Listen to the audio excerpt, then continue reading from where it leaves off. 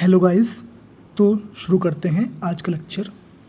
आज introduction lecture होने वाला है।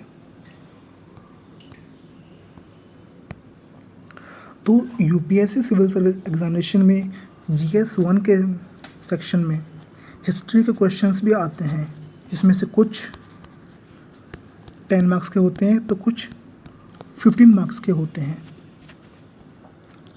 मेरा काम ये है कि अगर आपको हिस्ट्री की बिल्कुल भी नॉलेज नहीं है तो आपको परफेक्ट नॉलेज हो हिस्ट्री की, so that you can excel in your GS 1 history section. तो बिना टाइम वेस्ट किए इसको स्टार्ट करते हैं। तो पहले हम पार्ट्स को समझ लेते हैं। हिस्ट्री में कौन कौन से पार्ट्स होते हैं। हिस्ट्री में एक पार्ट होता है एंशिएंट हिस्ट्री, एक होता है मिडिएवल हिस्ट्री, एक होता है मॉडर्न हिस्ट्री, फिर आता है world history and art and culture. अब आर्ट एंड कल्चर क्या होता है? आर्ट एंड कल्चर जो होता है वो एक सेक्शन होता है जिसमें different type of developments, architectures, styles, temples को हम पढ़ते हैं। ये सब में होता है, जैसे कि एंशिएंट में भी होता है, ये मिडिवल में भी होगा, ये मॉडर्न में भी होगा। लेकिन इन तीनों के आर्ट एंड कल्चर को हम एक साथ पढ़ लेते हैं, तो इसलिए हम इसको सेपरेटली बोलते हैं आर्ट एंड कल्चर वाला सेक्शन।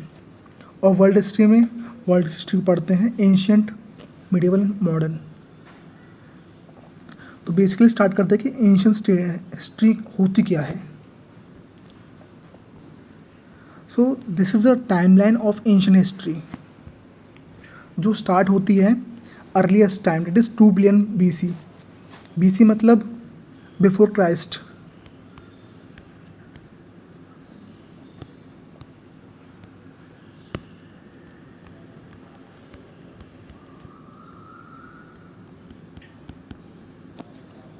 ओके, तो 2 बिलियन BC से 10,000 BC तक हम बोलते हैं उसको पैलियोलिथिक एज। 10,000 BC से 8,000 BC तक मेसोलिथिक एज, 8,000 से 4,000 तक न्यूलिथिक एज। इन लिथिक एज का मतलब क्या होता है? इनका मतलब होता है मेड अप ऑफ स्टोन्स, जिसके टाइम पे अर्लीस्ट ह्यूमन बींग्स स्टोन्स को यूज़ करता है टू मेक टूल्स।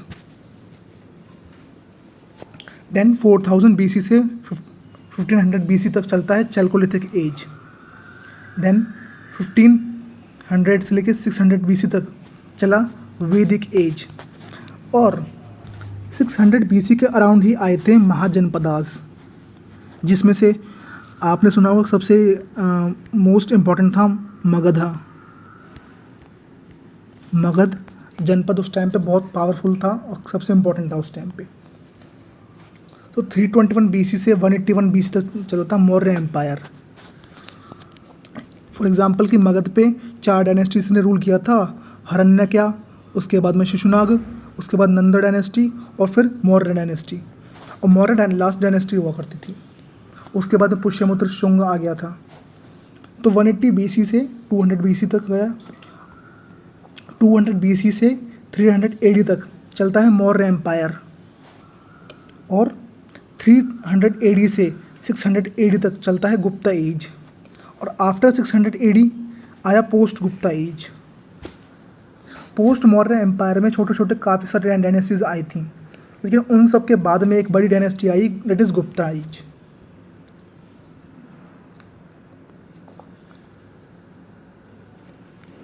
इसी में अराउंड 2700 BC के अराउंड आया था इंडस वैली सिविलाइजेशन।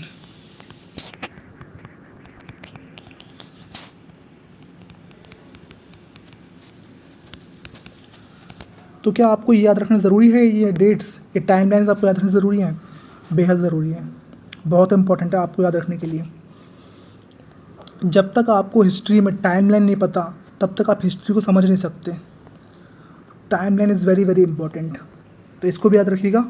2700 BC के अराउंड आया था इंडस वैली सिविलाइजेशन। फिर हम मूव करते हैं मिडिवल हिस्ट्री पे। मिडिवल हिस्ट्री का पीरियड होता है करीब करीब 600 AD से 1707 AD तक। ये एक रफ पीरियड माना जाता है। कुछ बुक्स इसको 700 बोलते हैं, कुछ 600 बोलते हैं। तो 700 AD से 1200 AD तक इसे हम बोलते हैं अर्ली मिडिएवल। इसमें क्या हुआ था मैनी रीजनल एम्पायर्स केम, ट्रिपार्टाइट स्ट्रगल जो आप पढ़ोगे इसमें बहुत इंपॉर्टेंट है, 3 डायनेस्टीज़ के बीच में हुआ था। Prithviraj Chauhan the great ruler of India, then 1200 AD से लेकर 1526 AD तक, इसे हम बोलते हैं मिडल मिडिएवल, जिसमें दिल्ली सुल्तनत और विजयनगर एम्पायर आया था। इसमें आपको तुगलक्स और कुतुबुद्दीन ऐबक, रज़िया, बलबान, इन सब के बारे में पढ़ने मिलेगा। इवन इसमें ही खलजी भी आएंगे, खलजीज़। आफ्टर दैट 1526 से 1707 AD तक इसमें आया था Mughals, Marathas, foreign traders and travellers. 1526 ये कौन सा टाइम था? ये वो टाइम था जिस टाइम में बाबर वर्सेस इब्राहिम लोदी का वॉर हुआ था, जिसमें बाबर जीत गया था। तब 1526 में बाबर ने मुग़ल शासन की नींव रखी थी इंडिया में, और ये बैटल हुआ कहाँ था? इन पानीपत, जिसे हम लोग फर्स्ट बैटल ऑफ पानीपत भी बोलते हैं।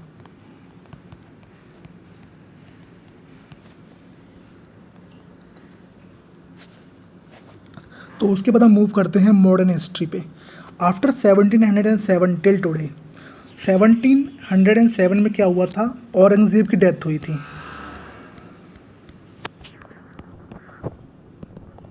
तो क्या उसके बाद में मुग़ल शासन के बाकी रूलर्स नहीं थे? 707 में जब औरंगज़ेब की डेथ हुई, उसके बाद में मुग़ल शासन के रूलर्स थे, लेकिन दे वर वेरी वीक। वो लोग काफ़ी वीक थे कि वो आगे अपने डायनेस्टी को कंटिन्यू नहीं कर पाए। इसीलिए मोटा मोटा 1707 को द फॉल ऑफ मुगल्स माना जाता है, फॉल ऑफ मुगल्स। तो 1707 के बाद में क्या हुआ? Decline of Mughals, 1857 revolt, very important, और इंडिपेंडेंस स्ट्रगल, और 1947 से लेकर इंडिपेंडेंस। इसमें आप पढ़ोगे non cooperation movement, civil disobedience movement और क्वाइट इंडिया मूवमेंट।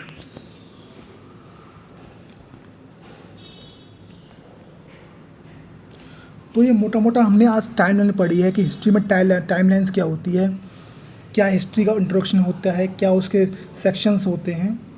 इनके फर्दर लेक्चर्स में हम स्पेशली एंशिएंट हिस्ट्री से करेंगे स्टार्ट।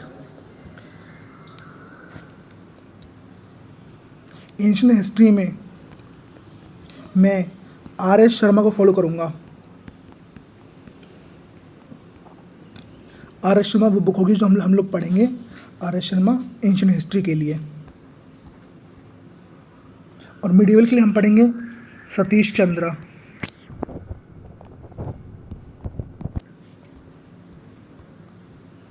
और फर्दर मॉडर्न के लिए जो मैं सजेस्ट करूँगा वो है Spectrum. Spectrum is a very good book. So इसके बाद में अगर कोई भी आपको डाउट्स हों, किसी भी तरह की कोई शंका हो, आप पूछना चाहते हो तो आप कमेंट सेक्शन में पूछ सकते हैं। फॉर द नेक्स्ट लेक्चर मैं एंशिएंट हिस्ट्री पे स्टार्ट करने वाला हूँ। So till then, bye everyone.